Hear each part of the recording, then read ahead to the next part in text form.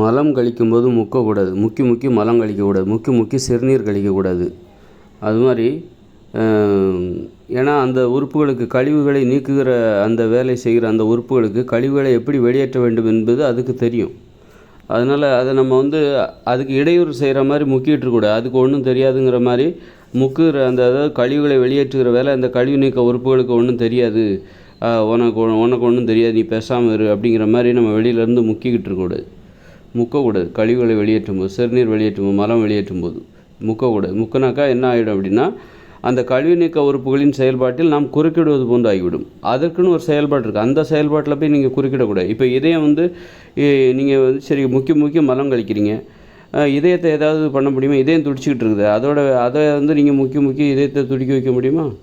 அதனால் உள்ளுறுப்புகளோட அதுக்குன்னு ஒரு செயல்பாடு இருக்குது. அந்த செயலை நீங்கள் செய்ய விடுங்க. மலத்தை வெளியேற்றுகிற அந்த பணி என்பது உள்ளுறுப்புகளில் நடைபெறுகிற ஒரு செயல். உடல் உள்ளுறுப்புகளில் கணையம், கல்லீரல், இரைப்பை, சிறுகுடல், பெருங்குடல், நுரையீரல் இதையெல்லாம் இருக்குல்ல, அது மாதிரி கழிவு நீக்க உறுப்பும் உள்ளுக்குள்ளே தான் இருக்குது. அதனால் அதோட வெளிப்பகுதியே வெளியில் தெரியுது, அவ்வளோதான். அப்போ அதோடய செயல்பாடு உள்ளுக்குள்ளே தான் இருக்குது. அதில் போய் நீங்கள் தலையிடாதீங்க. உள்ளுறுப்புகளோட செயல்பாட்டில் போய் தலையிடாதீங்க. அதுக்கு குறுக்க போய் நிற்காதீங்க. அதோட வேலையை நீங்கள் செய்யும். அதுக்கு உதவி செய்ய வேண்டியது தான் உங்களுடைய ஒத்துழைப்பாக இருக்கணுமே தவிர இடையூறு செய்யக்கூடாது. இப்போ உள்ளுறுப்புகள் இறப்பையெல்லாம் அது உள்ளுறுப்புகள் ஒழுங்காக வேலை செய்யுது அப்படின்னா அது பாட்டு வேலை செஞ்சிட்ருக்கோம். நீங்கள் செய்ய வேண்டியது என்னென்னா, நல்ல ஆரோக்கியம் தருகிற உணவுகளை சாப்பிட்ணும், அவ்வளோதான். இறப்பை வேலை செய்யுது அப்படின்னா அதுக்கு நீங்கள் சொல்லிக் கொடுக்க வேண்டிய தேவையில்லை. அதுக்கு நீங்கள் செய்ய வேண்டியது என்னென்னா, அது ஆரோக்கியமாக நல்ல உணவுகளை உட்கொள்ள வேண்டும். எதை கொடுத்தாலும் அது செரிமானம் பண்ணுறதுக்கு தான் முயற்சி பண்ணணும். நீங்கள் விஷத்தை சாப்பிட்டாலும் அது செரிமானம் பண்ணுறதுக்கு தான் முயற்சி பண்ணணும், செத்து போயிடும். உங்கள் மேலே அபார நம்பிக்கை, நீங்கள் விஷத்தெல்லாம் சாப்பிட மாட்டீங்க அப்படின்னு சொல்லிட்டு அபார நம்பிக்கையில் அதோடைய கடமையை அது செஞ்சிகிட்ருக்கு. அப்படி இருக்கும்போது இப்போ இதயம் உங்களை கேட்டு துடிப்பதில்லை. இது இறப்பையோ கணையமோ கல்லீரலோ உங்களை கேட்டு வேலை செய்கிறதில்ல. அப்படி இருக்கும்போது நீங்கள் முக்கி மலத்தை வெளியேற்றுகிறீர்கள். அது மலத்தை வெளியேற்றுவது என்பது, சிறுநீரை வெளியேற்றுவது என்பது கழிவு நீக்க உறுப்புகளோட வேலை. அப்படி இருக்கும்போது நீங்கள் ஏன் முக்கிக்கிட்டு இருக்கீங்க? சும்மா இருங்க. முதல்ல கொஞ்சம் சும்மா இருக்கிறீங்களா அப்படிங்கிற மாதிரி தான் அது. சும்மா இருங்க. அதை வேடிக்கை பாருங்கள். அது எப்படி வெளியேறுகிறது என்பதை மட்டும் வேடிக்கை பாருங்கள். அது மாதிரி குழந்தைகளை வெளியேற்றும் போதும் அப்படி தான். குழந்தைகள் இந்த பிரசவம் இருக்குல்ல, அப்போ கூட நீங்கள் கவனிக்க தான் செய்ய தவிர சும்மா இருந்து கவனிங்க. அதை கவனிக்கணுமே தவிர முக்கிட்டு இருக்கக்கூடாது. முக்கிட்டு இருக்கக்கூடாது. அது செவிலியர்கள் அந்த மாதிரி தான், நல்லா முக்குமான்பாங்க, முடிஞ்ச வரைக்கும் முக்குமா அப்படின்பாங்க. அதனால் முக்கக்கூடாது. உங்களை முக்குனா வெளியே வந்துடும்னா நம்ம சௌரியத்துக்கு எப்போ வேணாலும் அந்த குழந்தைய வெளியே எடுத்துக்கலாமே. நல்ல நேரம் பார்த்து நல்ல நேரத்தில் அந்த குழந்தை பிறக்கணுங்கிறதுக்காக இப்போ நல்ல நேரம் பிறந்துச்சு, இப்போ முக்கி அந்த குழந்தைய வெளியே அப்படி எடுத்துடலாமே. அது வரும்போது தான் வரும். நீங்கள் முக்கிறனால தான் அது வந்துச்சு அப்படிங்கிற மாதிரி ஆகிப்போச்சு. இப்போது பிரசவத்தின் போது நீங்கள் முக்கணும் அப்படின்னா அப்போ என்ன ஆகிப்போச்சுன்னா, பிரசவங்கிறது எப்படி நடந்துச்சுன்னா, நான் முக்கி அந்த பிரசவத்தை செஞ்சுட்டேன் அப்படிங்கிற மாதிரி தான் ஆகிடுது.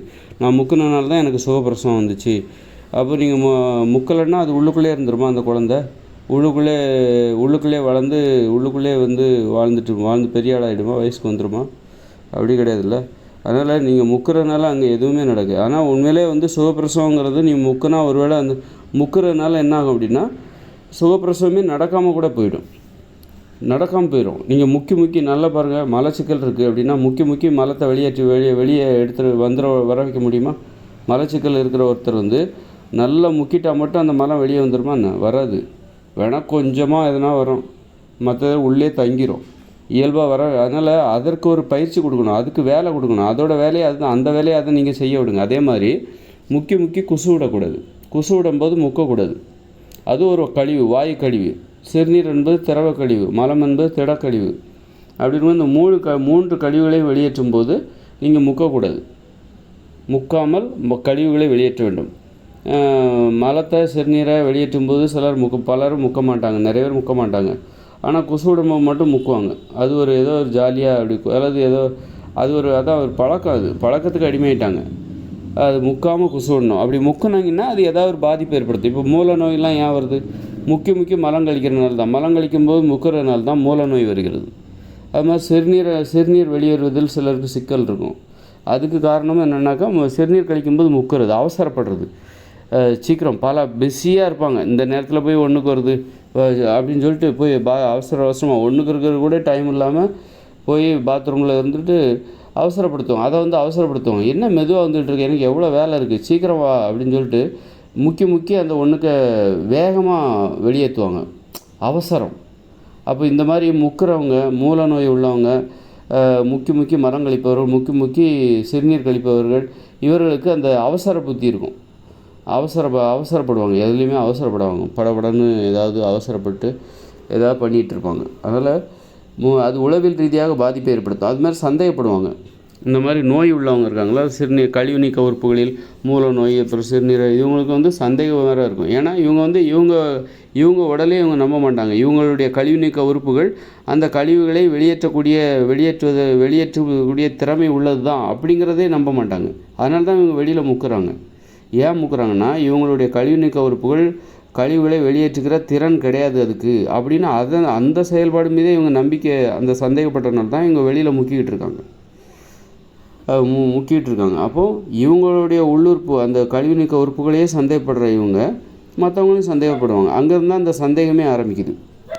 அதனால் உள்ளுறுப்புகள் வந்து குறைபாடு உள்ளவர்கள், உள்ளுறுப்புகளில் குறைபாடு, அதான் நோயின்னு நம்ம சொல்கிறோம்.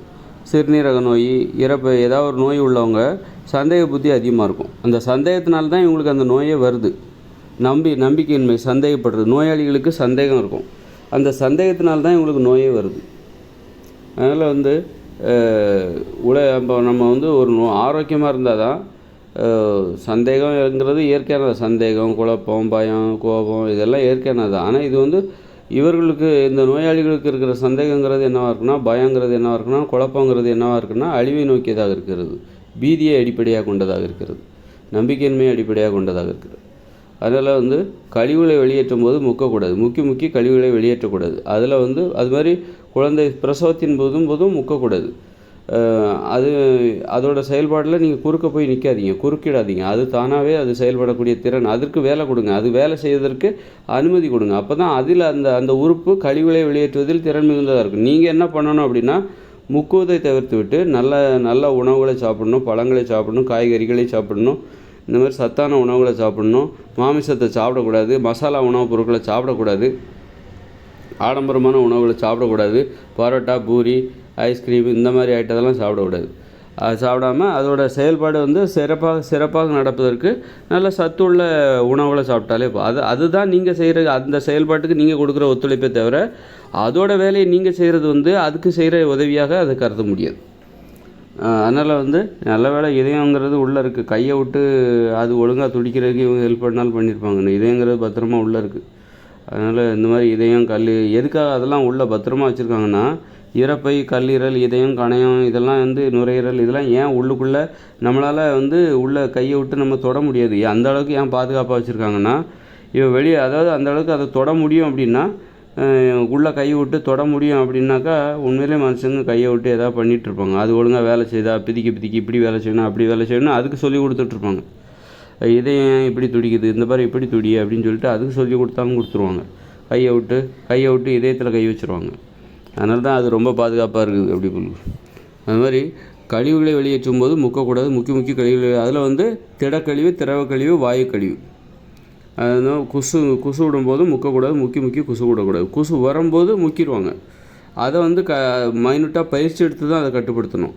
ஏன்னா முக்கி குசு விட்டால் இப்போ என்ன ஆகிப்போச்சு அப்படின்னா, அதுவும் பிரச்சனைகளை ஏற்படுத்தும். அதுவும் உளவியல் ரீதியாக உங்களுக்கு ஒரு உளவியல் ரீதியாக சந்தேகத்தையும் குழப்பத்தை ஏற்படுத்தும், பயத்தை ஏற்படுத்தும்.